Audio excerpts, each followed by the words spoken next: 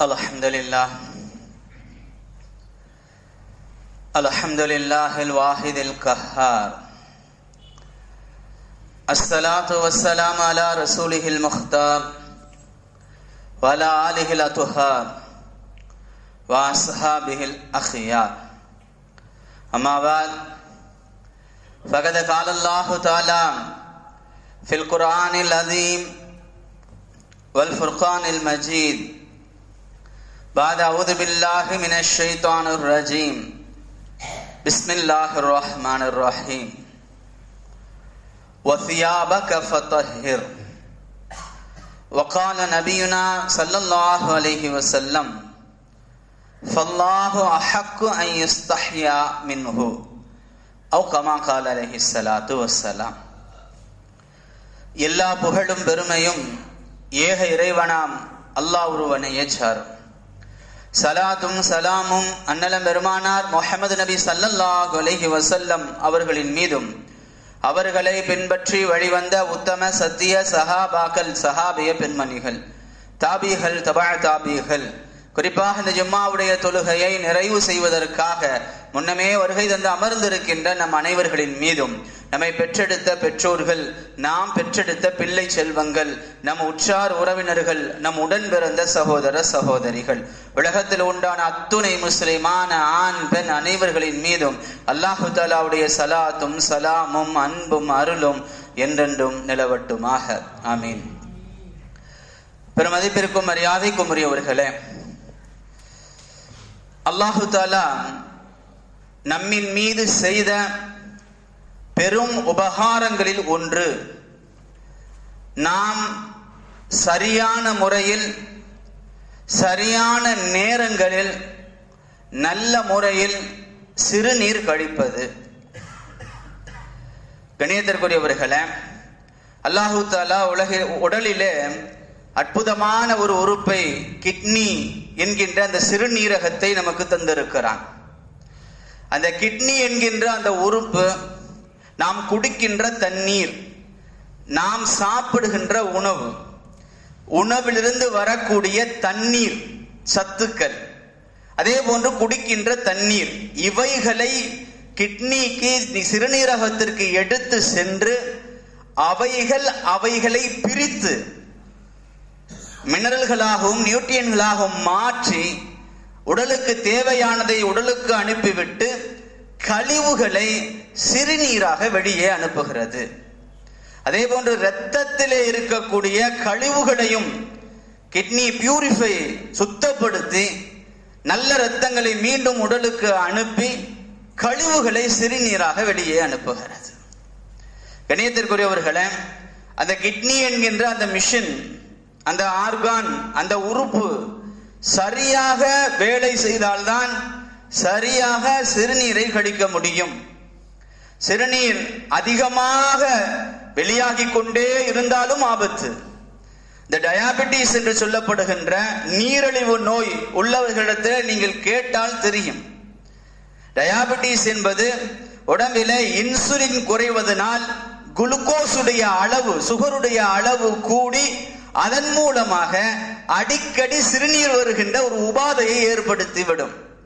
நீங்கள் அந்த டயாபெட்டிஸ் இருக்கக்கூடிய, அந்த நீரிழிவு நோய் இருக்கக்கூடியவர்களை பார்ப்பீர்களேயானால் அவர்கள் அடிக்கடி சிறுநீர் கழித்துக் கொண்டே இருப்பதால் எந்த விதமான வேலைகளையும் முறையாக செய்துவிட முடியாது, நிம்மதியாக தூங்க முடியாது, சிறுநீர் வந்து கொண்டே இருக்கும், ஆடைகளில் சுத்தம் பேண முடியாது. கணியத்திற்குரியவர்களே, சிறுநீர் வந்து கொண்டே இருப்பதும் ஆபத்து. அதே போன்று கிட்னியில ஏதாவது ஃபால்ட், ஏதாவது பிரச்சனைகள் ஆகிவிடுமேயானால் சிறுநீர் வராமல் தங்கிவிடும், சுத்தகரிப்பு இல்லாமல் போய்விடுமேயானால் உடல் முழுவதும் விஷமாக மாறி உயிருக்கே ஆபத்தாக கூடிய சூழ்நிலையும் இருக்கிறது. ஆக அல்லாஹு தஆலா அற்புதமான ஒரு உறுப்பை, கிட்னியை நமக்கு தந்திருக்கிறான். அதிலிருந்து வெளியாகக்கூடிய அந்த சிறுநீர் என்பது அல்லாஹ் நமக்கு செய்த மிக பெரும் உபகாரம். அதுவும் சரியாக, முறையாக, சரியான நேரங்களிலே, அதான் ஆரம்பத்தில் இந்த வார்த்தையை பயன்படுத்தினேன், சரியான நேரங்களிலே சிறுநீர் வர வேண்டும். அப்படி வருவதென்பது அல்லாஹ் நமக்கு செய்த மிக பெரும் நிஅமத்தாக இருக்கிறது. கணியத்திற்குரியவர்களே, அல்லாஹ்வுடைய அந்த நிஅமத்தை எப்படி கழிப்பது, எவ்வாறு சிறுநீர் கழிப்பது என்பதை நாம் தெரிந்து கொள்வது நம்முடைய கடமையாக இருக்கிறது. கண்ணியத்திற்குரியவர்களே, சிறுநீர் கழிப்பதை கூடவா இப்படி கழிக்க வேண்டும், இப்படி கழிக்க கூடாது என்று சொல்லப்படுகிறது? உங்களுடைய மார்க்கத்தில, இஸ்லாத்தில நபிகளார் இதையெல்லாமா கற்றுக் கொடுத்திருக்கிறார்கள் என்று உங்களுடைய மனதிலே ஒரு கேள்வி எழுமையானால், அதே கேள்வி ரசூலுல்லாஹி ஸல்லல்லாஹு அலைஹி வஸல்லம் காலத்தில முஷ்ரிக்குகளுக்கும் எழுந்தது. சல்மான் வாரிசி ரலியல்லாஹு தஆலா அவர்கள் சொல்லுவார்கள், எங்களிடத்திலே சில முஷ்ரிக்குகள் வந்து உங்களுடைய நபி எல்லாவற்றையும் கற்றுக் கொடுக்கிறாராம். ஏளனமாக கேலி செய்கின்ற முறையில முஷ்ரிக்குகள் எங்களிடத்தில் இப்படி கேட்டார்கள். புகாரில ஹதீஸ் பதிவு செய்யப்படுகிறது, கத அலிமக்கும் நபியுக்கும் குல்ல ஷைஇன், எல்லாவற்றையும் உங்களுக்கு சொல்லிக் கொடுத்து கொண்டே இருக்கிறாரா?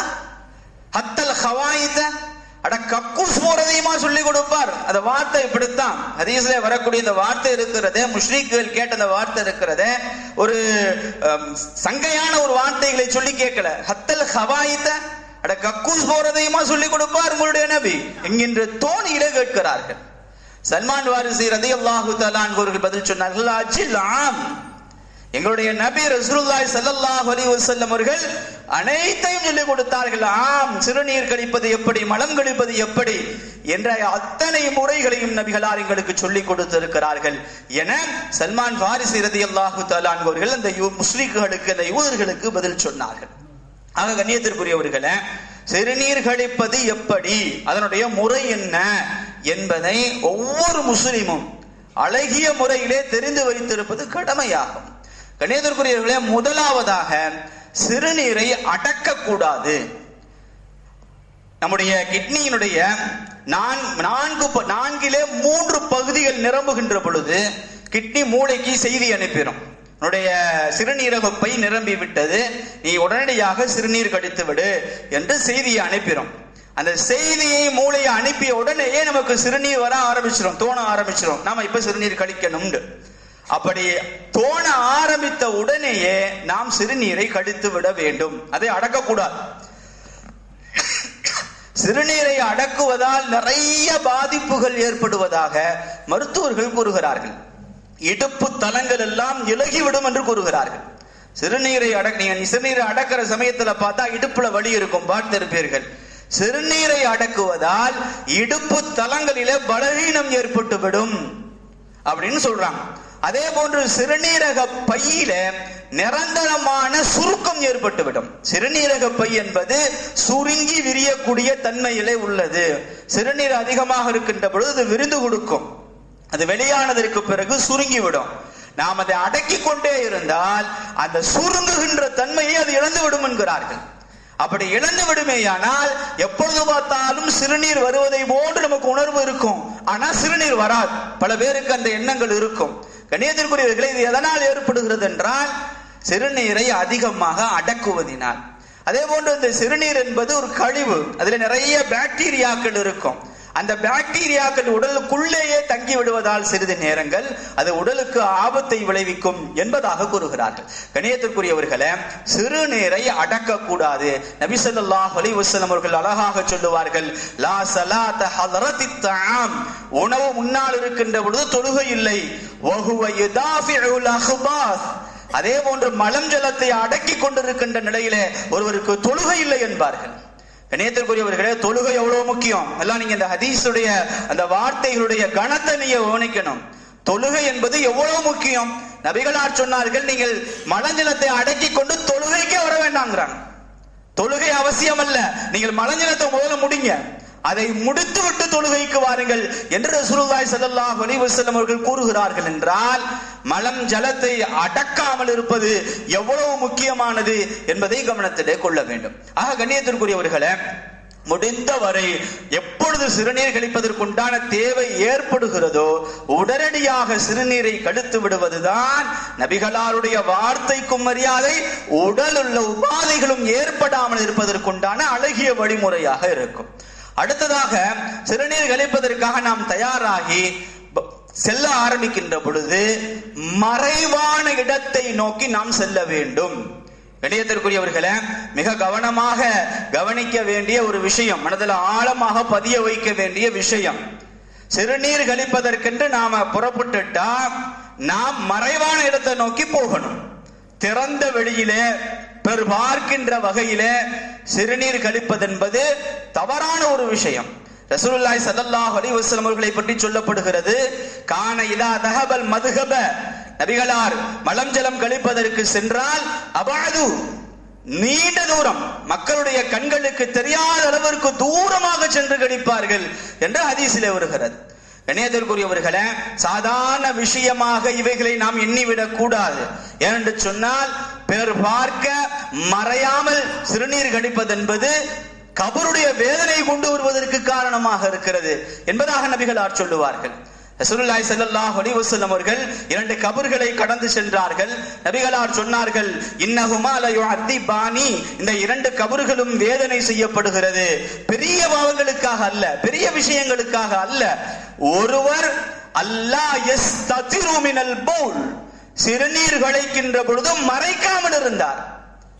அல்லாஹ் யஸ்ததிரு மினல் பௌல், ஹதீஸுடைய வார்த்தை அல்லாஹ் யஸ்ததிரு, அவர் மறைக்காமல் இருந்தார். சிறுநீர் கழிக்கின்ற பொழுது அவர் மறைக்காமல் இருந்தார்.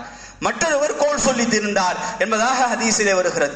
கண்ணியத்திற்குரியவர்களே, சிறுநீர் கழிப்பதற்காக நாம் செல்லுகின்ற பொழுது மறைவான இடத்தை நாம் தயார் செய்து கொள்ள வேண்டும். யாருடைய கண்களுக்கும் தெரியாத இடமாக பார்த்து கொள்ள வேண்டும். கண்ணியத்திற்குரியவர்களே, நீங்கள் ஆண்களோடு இருந்தாலும் ஆணுக்கு ஆண் பார்த்துக் கொள்ளலாம் என்கின்ற எந்த விதமான சலுகையும் மார்க்கத்தில் கிடையாது. ஹுதைஃபா ரலியல்லாஹு தஆலா அன்ஹு அவர்கள் சொல்லுகிறார்கள், நான் ரசூலுல்லாஹி ஸல்லல்லாஹு அலைஹி வஸல்லம் அவரிடத்தில், யா ரசூலல்லாஹ், என்னுடைய மர்ம உறுப்புகளிலே நான் எவைகளை மறைக்க வேண்டும், எவைகளை மறைக்க கூடாது என்று கேட்டேன். நபி ஸல்லல்லாஹு அலைஹி வஸல்லம் அவர்கள் பதில் சொன்னார்கள், உன்னுடைய மனைவி உன்னுடைய அடிவைப்பை தவிர்த்து வேறு யாரிடத்திலும் உன்னுடைய மர்ம உறுப்பை நீ வெளிப்படுத்த கூடாது, காண்பிக்க கூடாது என்றார்கள். நான் மீண்டும் கேட்டேன், யா ரசூலல்லாஹ், நாங்கள் ஆண்களாக இருக்கிறோம், ஒரு ஆணுக்கு ஆண் தன்னுடைய ஔரத்துகளை வெளிப்படுத்திக் கொள்ளலாமா, மறைவிடத்தை வெளிப்படுத்திக் கொள்ளலாமா என்று கேட்ட பொழுது ரசூலுல்லாஹி ஸல்லல்லாஹு அலைஹி வஸல்லம் அவர்கள் சொன்னார்கள், உன்னால் ஒருவருக்கும் அதை காண்பிக்காமல் இருக்க முடிந்தால் இருந்து கொள் என்றார்கள். அல்லாஹ் யஸ்ததீஉ, உன்னால் முடியுமேயானால் யார்ட்டையும் காமிக்க கூடாதுன்னு உன்னால் முடிஞ்சா நீ இருந்துக்க. அதாவது நிர்பந்தமான சூழல் அப்படிங்கிறத தாண்டி நிர்பந்தம் இல்லாமல் உன்னால் சாதாரணமாக மறைவாக ஔரத்தாக இருக்க முடியும் என்றால் இருந்து கொள்கின்றார்கள் ரசூலுல்லாஹி ஸல்லல்லாஹு அலைஹி வஸல்லம். கண்ணியத்திற்குரியவர்களே, ஹுதைஃபா ரலியல்லாஹு இன்னொரு வார்த்தையும் கேட்டாங்க, யா ரசூலல்லாஹ், ஒரு மனிதன் தனியாக இருக்கிறான், அப்பொழுது அவன் மூடாமல் இருந்து கொள்ளலாமா, மறைக்காமல் இருந்து கொள்ளலாமான்னு கேட்ட பொழுது நபிகளாருடைய வார்த்தை, ஃபல்லாஹு அஹக்கு அன் யுஸ்தஹ்யா மின்ஹு, அல்லாஹ் வெட்கப்படுவதற்கு அதிகம் தகுதியானவன் ரசூலுல்லாஹி ஸல்லல்லாஹு அலைஹி வஸல்லம். அல்லாஹ் வெட்கப்படுவதற்கு அதிகம் தகுதியானவன். கண்ணியத்திற்குரியவர்களே, இந்த வார்த்தை எப்பொழுதும் மனதில் ஆழமா பதிய வைங்க. எந்த விதமான சூழலிலும் தொப்புளிலிருந்து முட்டிக்கால் வரை அவைகளை வெளிப்படுத்துவதற்கு, காண்பிப்பதற்கு யாருக்கும் அனுமதி இல்லை. ஆண்களுக்கு தொப்புளிலிருந்து முட்டுக்கால் வரை மறைச்சே ஆகணும், ஃபர்த், ஔரத், அவைகளை வெளிப்படுத்த கூடாது. சில இளைஞர்கள், சில நபர்கள் கண்ணியத்திற்குரிய குளிக்கின்ற சமயத்திலே தனியாக இருக்கின்ற பொழுது உள்ளாடைகளோடு, சில டவுசர்களோடு திரிகின்ற காட்சிகளை நாம பார்க்கிறோம். தவறான ஒரு விஷயம், மிக மிக தவறான ஒரு விஷயம். எது மறைக்க வேண்டும் என்று சொல்லப்பட்டிருக்கிறதோ அவைகள் முழுமையாக மறைக்கப்பட வேண்டும். தனியாக இருந்தாலும் சரியே. இந்த வார்த்தையை விட என்ன வேணும்? ஃபல்லாஹு அஹக்கு அன் யுஸ்தஹ்யா மின்ஹு, அல்லாஹ் பார்க்கிறான், அல்லாஹ் வெட்கப்படுவான், அப்படிங்கறத தாண்டி என்ன இருக்க முடியும்? கண்ணியத்திற்குரியவர்களே, அதனால நம்முடைய சின்ன பிள்ளைகளை பழக்குகின்ற பொழுது, சிறுநீர் கழிக்கின்ற பொழுது, மலம் கழிக்கின்ற பொழுது அவைகளை மறைவான இடங்களிலே இருந்து பழக்கணும். நாம என்ன செய்யறோம் சொன்னா, சின்ன பிள்ளை தானே அப்படின்ட்டு ரோட்ல எல்லாருக்கும் முன்னாடி இப்படி இருக்க வச்சிடறோம். ஆமாவா இல்லையா? சின்ன பிள்ளை, அவனுக்கு என்ன, அது என்ன அப்படின்னு கேட்கிறோம். கண்ணியத்திற்குரியவர்களே, அதுதான் பழக்கமாகி வருகிறது. சிறுவயதாக இருக்கின்ற பொழுதே அவனுக்கு சொல்லிக் கொடுத்து, நீ சிறுநீர் கழிக்கின்ற பொழுது, நீ மலம் கழிக்கின்ற பொழுது யாருடைய கண்களுக்கும் படாமல் இருக்கணும் அப்படின்னு அவனுக்கு புகுத்தணும், அந்த விஷயத்தை தெளிவுபடுத்தணும். அப்ப அப்படியான பிள்ளைகள் மிக கவனமாக வருவார்கள். ரசூலுல்லாஹி ஸல்லல்லாஹு அலைஹி வஸல்லம் அவர்களுக்கு 5 வயது இருந்த பொழுது யதார்த்தமாக அவருடைய கைலி விலகி விடுகிறது. நபிகளார் பரிதவித்து போனார்கள் கிதாபுகளிலே வருகிறது. ரசூலுல்லாஹ்வுக்கு அப்ப 5 வயசு. அப்ப லேசா உடல்ல இருந்து விலகிருச்சு, ஆடை விலகிருச்சு. ரசூலுல்லாஹ்வால தாங்க முடியல, அப்படியே பரிதவிச்சு சங்கடப்பட்டு கஷ்டப்பட்டு போனார்கள்.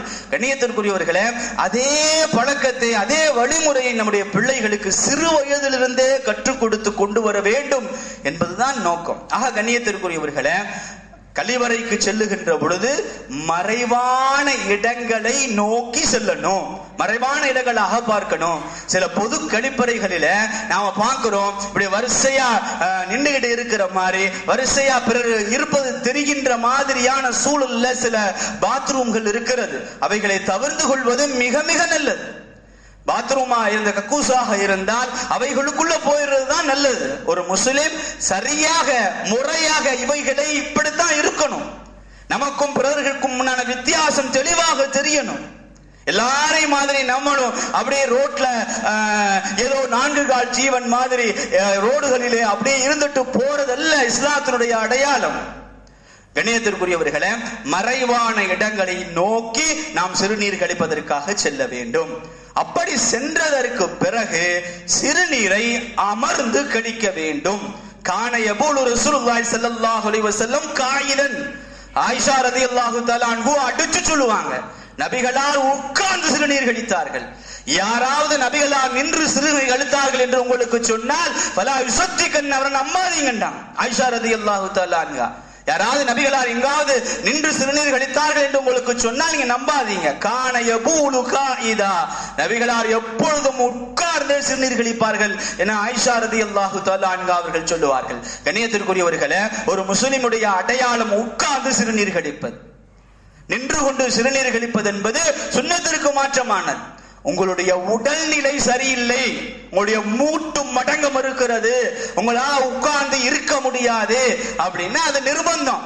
எப்பொழுதுமே மார்க்கம் நிர்பந்தப்படுத்தாது யாரையுமே, அது நிர்பந்தம், அது வேற விஷயம். நல்லா இருக்கிற சூழ்நிலை, நான் பேண்ட் போட்டிருக்கேன் உட்கார முடியாது, அதுக்கு தான் நான் சொன்னேன், நீங்க சிறுநீர் கழிக்கின்ற இடத்திற்கு போகாதீங்க, நீங்க பாத்ரூம் இருக்கிற இடத்துக்கு போங்க, கதவை பூட்டிக்கிங்க, கீழே உட்கார்ந்து சிறுநீர் கழித்து விட்டு எந்திரிங்கள், அதுதானே போற. கண்ணியத்திற்குரியவர்களே, உட்கார்ந்து சிறுநீர் கழிக்க வேண்டும், நின்று கொண்டு சிறுநீர் கழிக்க கூடாது. ரசூலுல்லாஹி ஸல்லல்லாஹு அலைஹி வஸல்லம் அவருடைய அழகிய வழிமுறை அது. அப்படி உட்கார்ந்து சிறுநீர் கழிப்பதால் ஏகப்பட்ட மருத்துவ நலன்கள் இருப்பதாக சொல்லப்படுகிறது. நின்றுகிட்டு சிறுநீர் கழிப்பதனால ஏகப்பட்ட கெடுதிகள் இருப்பதாக சொல்லப்படுகிறது. முதல் விஷயம், சிறுநீர் முழுவதுமாக வெளியாவது உட்கார்ந்து கழிப்பதால் தான். நின்று கொண்டு கழித்தால் சிறுநீர் முழுவதுமாக வெளியாகாது. கீழே உட்கார்ந்து கழிச்சாதான் உள்ள இருக்கக்கூடிய அத்தனை சிறுநீர்களும் வெளியே வரும் என்பதாக மருத்துவ அறிக்கைகள் நமக்கு தெரிவிக்கின்றன. ஆக கண்ணியத்திற்குரியவர்களே, மறைவான இடத்திற்கு சென்று உட்கார்ந்து சிறுநீர் கழிக்க வேண்டும். அப்படி சிறுநீர் கழிக்கின்ற சமயத்துல யாரிடத்திலும் பேசக்கூடாது, சலாமுக்கு பதில் சொல்லக்கூடாது, சலாம் சொல்லக்கூடாது.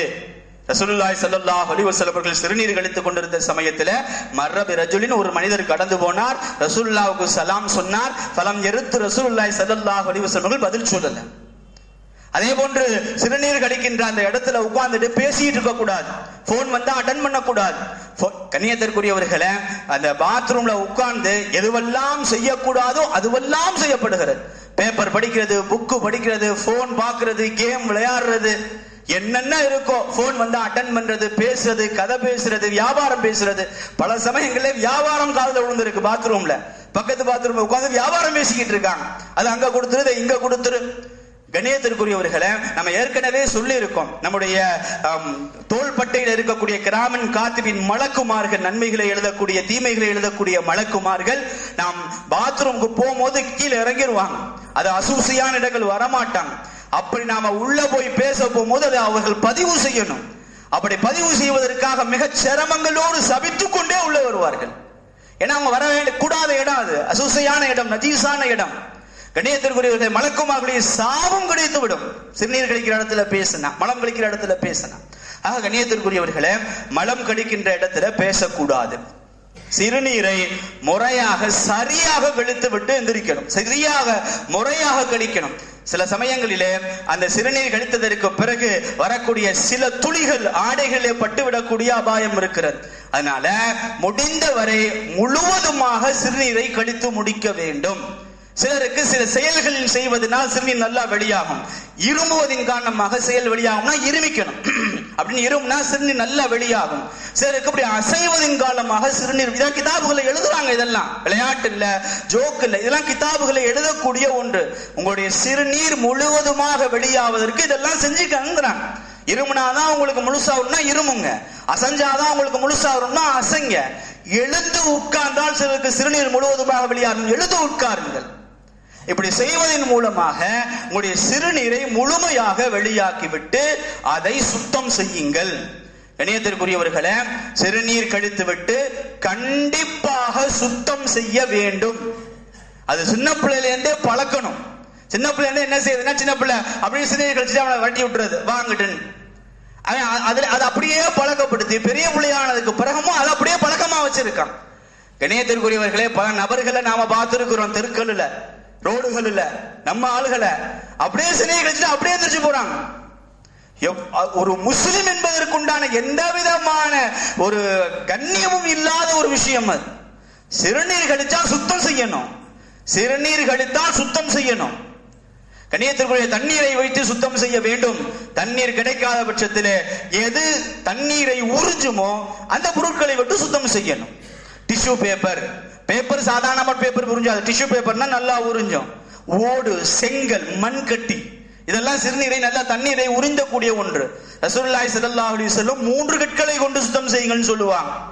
அப்ப 3 கற்கள் அல்லது 3 தடவைகள் முழுவதுமாக அதை உறிஞ்சுகின்ற அளவுக்கு சுத்தம் செய்யணும். அப்படி இல்லை, அப்ப தண்ணீர் கிடைக்காத பட்சத்துல, தண்ணீர் கிடைத்தால் தண்ணீரை வைத்து முழுமையாக சுத்தம் செய்ய வேண்டும், சரியாக சுத்தம் செய்ய வேண்டும். கண்ணியத்திற்குரியவர்களே, சும்மா அப்படி தண்ணியை ஊத்திட்டு வர்றதல்ல, செய்கின்ற செயல்களை நாம சொல்றோம். நல்ல முறையிலே அவைகளே சிறுநீர் கழித்த அந்த இடத்தை நல்ல முறையில சுத்தம் செய்யணும். ஏனென்று சொன்னால் அப்படி சுத்தம் செய்யாமல் இருப்பதும் கபருடைய வேதனைக்கு காரணமாக ஆகிவிடும். ரசூலுல்லாஹி ஸல்லல்லாஹு அலைஹி வஸல்லம் ஒரு ஹதீஸ் ஆரம்பத்தில் சொன்னமா இல்லையா, 2 கபறுகள் வேதனை செய்யப்படுகிறது என்று. அதுல ஒரு ரிவாயத்துல அவர் மறைக்காமல் இருந்தார்னு வருது, இன்னொரு ரிவாயத்துல நஸ்ஸஹு அனில் பௌலின் வருது, சிறுநீரை அவர் சரியாக சுத்தம் செய்யாமல் இருந்தார்னு வருது. அப்ப சரியாக சுத்தம் செய்யாமல் இருப்பதும் கபருடைய வேதனைக்கு காரணமாக இருக்கிறது என்பதை கவனத்தில் கொள்ளணும். கண்ணியத்திற்குரியவர்களே, அப்படி சரியாக சுத்தம் செய்யாமல் வெளியே வந்து விடுவது சிறுநீரை வெளியாக்கு விடுமேயானால், ஆடைகள்ல பட்டு விடுமேயானால் அது ஒழு கூடாமல் இருப்பதற்கு காரணமாயிரும், தொழுகை கூடாமல் இருப்பதற்கும் காரணமாக ஆயிரும்.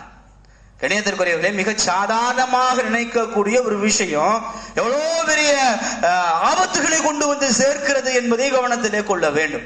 கண்ணியத்திற்குரியவர்களே, சிறுநீர் கழித்து விட்டு சிலருக்கு ஒரு சந்தேகம் இருந்து கொண்டே இருக்கிறது.